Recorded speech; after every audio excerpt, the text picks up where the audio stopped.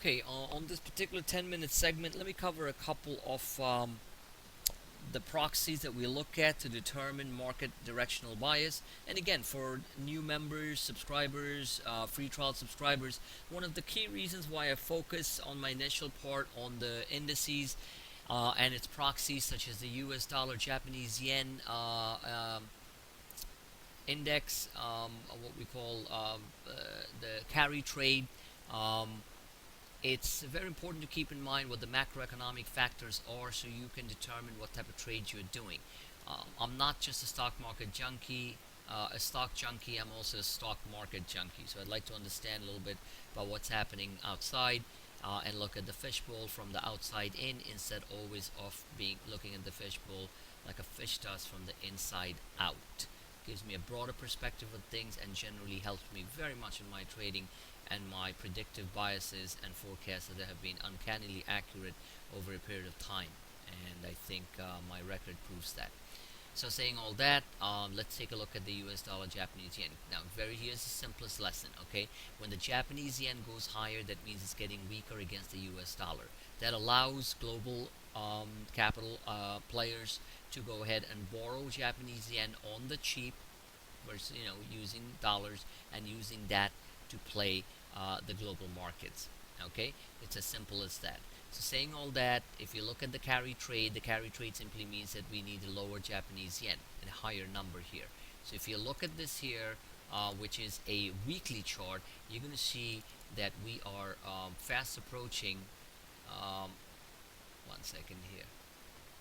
We are fast approaching this particular cup, the top of the cup. So what might happen after this? We might very well fail here at around 105.58, and that still shows that it's still got a couple of days to get there. Maybe it gets there tomorrow for all I know. And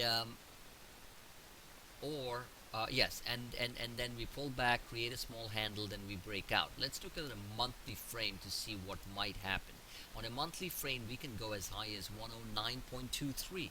I mean, that's humongous. I covered this in one of my other video casts. If that happens, you're talking about a runaway train on the market. Japanese market going higher, global markets being pulled up, the U.S. market certainly going higher on that type of weakness in the Japanese yen and the rampant ramp up on the carry trade, allowing traders to really trade the market in full blast. So it's basically a risk on type of scenario. That's what it's called. Remember, risk on means stock market's higher, risk off means stock market's lower, where money flows into fixed income, government treasuries, and such, and that obviously is risk off.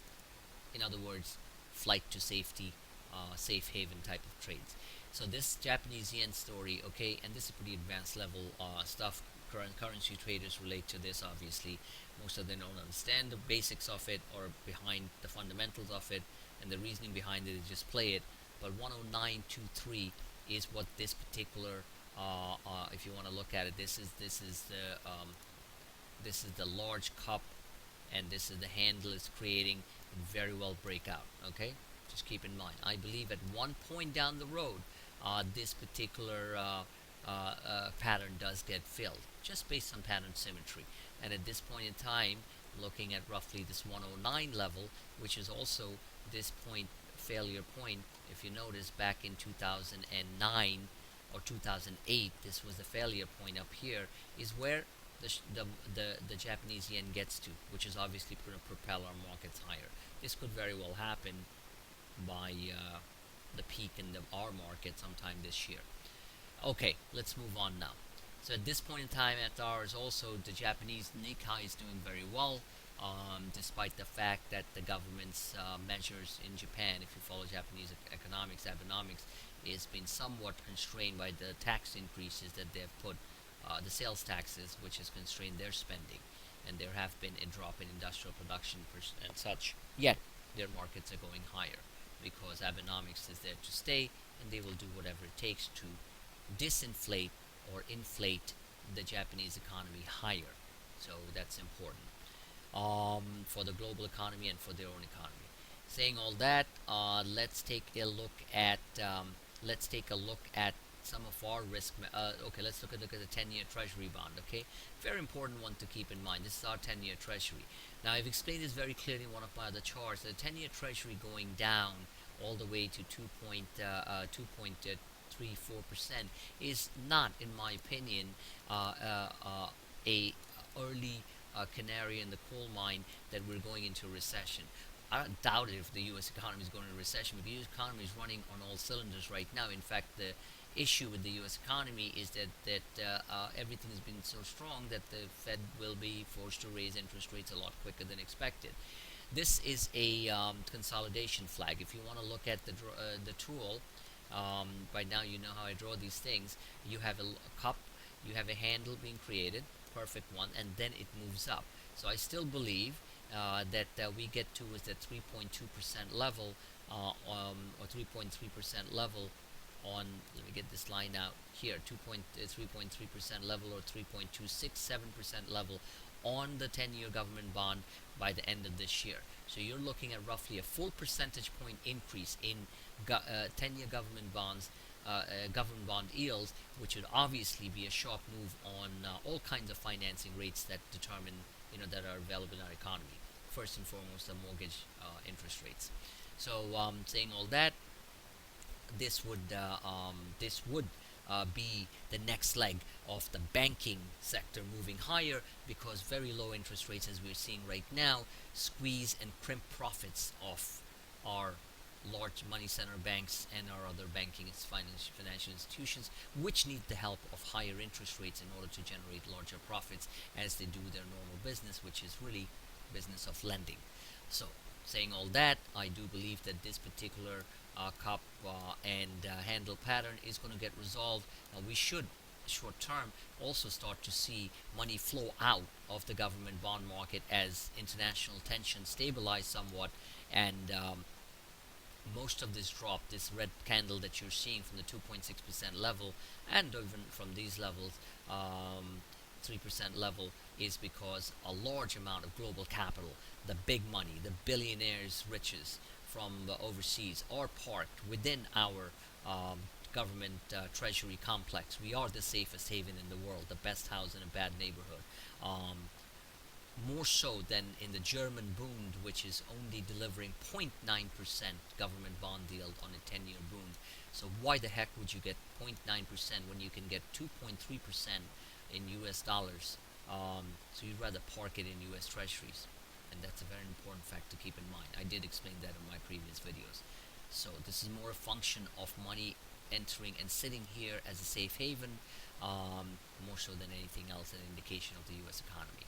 Let's take a quick look at the VIX and the RVX. Very important proxies to keep in mind when you're a trader.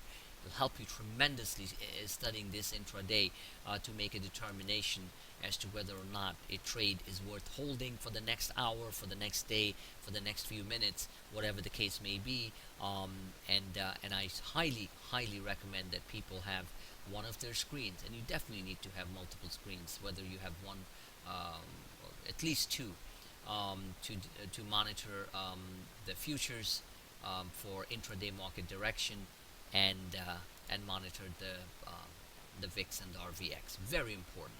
That's where you can make some large profits of these type of things intraday, and I've tried to help people do that quite often. So let's take a look at the 1 hour chart on the VIX. You can clearly see here that the VIX right now is headed down. Okay, just based on the candle, and also on the internals. Okay, so the VIX looks like it wants to head down to about 1170.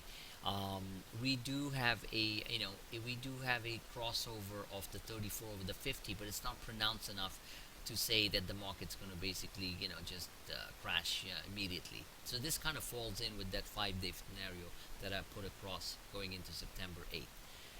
Looking at more of a shorter term, let's say 30-minute, you can also see what's going on with the VIX. This is not a nice looking chart, okay? So it's looking like 11.86. It slips there, 11.77. It could go as low as 11.24 before it bounces. So again, keep this in mind. This is not a chart that you want to buy. This is a chart you want to sell. So in other words, this is that the markets, the markets are basically looking strong. um, slightly different story here on the Russell 2000. There's a candle, it wants to move up to about 17. That means the Russell 2000 could incur a pullback, so let's keep in mind